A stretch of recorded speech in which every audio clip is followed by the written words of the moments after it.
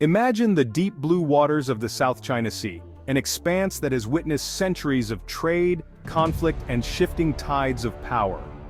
For generations, these waters have been a stage for tension and power plays, where rival navies and governments test their resolve. Now, a single handshake between leaders has sent ripples across these waves, reaching far beyond Manila and Beijing, echoing through capitals around the world. The Philippines has just accepted a landmark economic and security proposal from China, marking a pivotal moment in modern geopolitics and signaling a dramatic shift in regional dynamics. This isn't just about two nations, it's about the shifting balance of power across the entire Indo-Pacific, where alliances are being tested and new partnerships are emerging. The world is watching closely, and for good reason. What happens here could set the tone for global politics in the years to come. What happens next could redraw alliances and economic maps, setting a new course for international relations and reshaping the future of the region. For the US, it challenges a century of influence and raises questions about its role as a Pacific power. For Southeast Asia, it raises urgent questions about security, prosperity, and the delicate balance between major powers. Trillions in global trade pass through these waters each year, making stability here vital for the world economy.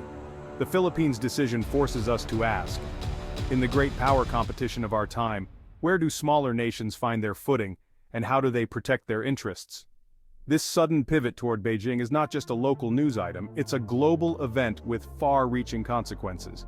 As we delve into this story, we'll explore the history, the deal itself, and the powerful forces now at play. Economic ambitions, military strategies, and the hopes of millions. The stakes could not be higher. The world holds its breath as a new chapter unfolds in the South China Sea. To truly understand today's headlines and the complex issues that dominate them, we must look to the past and trace the journey that brought us here. For centuries, China and the Philippines have been connected by vibrant trade routes and deep cultural exchanges. Merchants' ideas and traditions flowed freely between the two nations, weaving a rich tapestry of shared history. But the 20th century brought dramatic changes that would reshape this relationship forever. After the Spanish era, the Philippines became a U.S. colony, forging a deep and lasting alliance with the West. American influence touched every aspect of Filipino life, from politics to education and defense. The 1951 Mutual Defense Treaty with the United States became the bedrock of Philippine security, especially during the tense years of the Cold War, when global superpowers vied for influence in Asia. This close alliance with the U.S. created distance from China, which was then under communist rule and largely isolated from the West. The end of the Cold War and the closure of U.S. military bases in the 1990s marked a turning point. The Philippines faced new questions about its place in a rapidly changing world. As China's economic rise accelerated, the Philippines began to pursue a more independent foreign policy, seeking new partnerships and opportunities while redefining its national interests. Trade between the two countries flourished, bringing prosperity and growth. Yet, territorial disputes in the South China Sea cast a long and persistent shadow, fueling tensions and uncertainty. This dual narrative, economic opportunity with China, security partnership with the U.S., has defined Philippine foreign policy for decades, forcing leaders to walk a delicate tightrope. Successive leaders have had to balance these competing pressures, making difficult choices in the face of shifting global dynamics and domestic expectations. The decision to accept China's recent offer is not a sudden move. It's the result of years of careful deliberation, negotiation, and weighing of all available options. It's a calculated choice to prioritize one side of this historical equation, at least for now, as the nation seeks stability and growth. The past is never far from the present in the South China Sea, where every decision is shaped by history and the memories of old alliances and rivalries. And so, history, with all its lessons and legacies, continues to shape the future, reminding us that the tides of change are always in motion.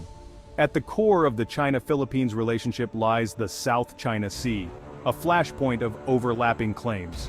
For the Philippines, it's the West Philippine Sea, national pride, livelihoods, and energy reserves. For China, it's the Nine-Dash Line, a sweeping claim over almost the entire sea. This dispute has led to standoffs, protests, and a constant undercurrent of conflict. In 2016, the Philippines won a landmark legal victory at The Hague, invalidating China's claims. China rejected the ruling, leaving Manila with a legal win, but no way to enforce it. For nearly a decade, The Philippines has struggled to confront China or seek pragmatic cooperation. The current administration's decision to accept China's offer marks a shift, moving away from confrontation and toward economic partnership. The sovereignty issue remains unresolved, but the focus now is on what can be gained. It's a gamble. Prosperity in exchange for setting aside, at least temporarily, the thorniest disputes. The world is watching to see if this new approach will hold. So, what's in China's offer? The Sino-Philippine Agreement for a New Era of Shared Prosperity is a sweeping package. It promises $50 billion in investments for infrastructure, railways, airports, ports, and preferential trade terms for Philippine agriculture. China will fund renewable energy projects and provide new patrol vessels for the Philippine Coast Guard. Joint maritime patrols are planned, but only in designated, less contested zones. A hotline between foreign ministries aims to de-escalate future incidents. Most controversially, the deal includes joint oil and gas exploration in the West Philippine Sea, with a 60-40 split favoring the Philippines. Supporters call it pragmatic. Critics say it legitimizes China's presence in disputed waters. On August 4, 2025, the Philippine president announced the nation's acceptance of China's offer in a televised address. The message: "We choose cooperation over confrontation, we choose prosperity for our people." The decision followed months of secret negotiations and intense debate within the government. The economic team, backed by business groups, argued the benefits were too great to ignore. Defense officials warned of long-term security risks. China hailed the agreement as a golden moment. Manila insisted it was a pivot toward national interest, not away from old allies. The reaction at home was deeply divided. Business leaders cheered, but opposition lawmakers and activists accused the government of selling out sovereignty. Protests erupted outside the Chinese embassy and presidential palace. The government now faces the challenge of convincing a skeptical public. The region is on edge, watching for what comes next. The stakes are as much about trust as they are about territory. The economic impact could be transformative. $50 billion in Chinese investment promises new highways, ports, and railways, millions of jobs, revitalized rural economies, and new export markets. Joint energy projects could mean energy independence and lower costs. But risks loom. Debt traps, over-reliance on Chinese labor and materials, and the possibility of unsustainable obligations. Critics warn of the fate of other countries saddled with Chinese debt. The deal also shifts the regional economic balance, strengthening China's dominance in Southeast Asia. Other ASEAN nations may feel pressure to follow suit. For global investors, the landscape is changing. Chinese state-backed deals are hard to match. The Philippines is betting big, but the outcome is far from certain. Politically, this is the biggest challenge to the US-Philippine alliance in decades. Manila insists it's not abandoning its defense treaty with Washington, but deepening ties with China complicate everything. The US must now rethink its Indo-Pacific strategy and its role in the region. The move could weaken the Quad and fragment ASEAN unity. Other Southeast Asian nations are watching closely. If the Philippines can pivot, so can they. Domestically, the president's political future is tied to the deal's success. If the benefits materialize, he's vindicated. If not, the backlash could be severe. The battle over sovereignty and development will shape Philippine politics for years.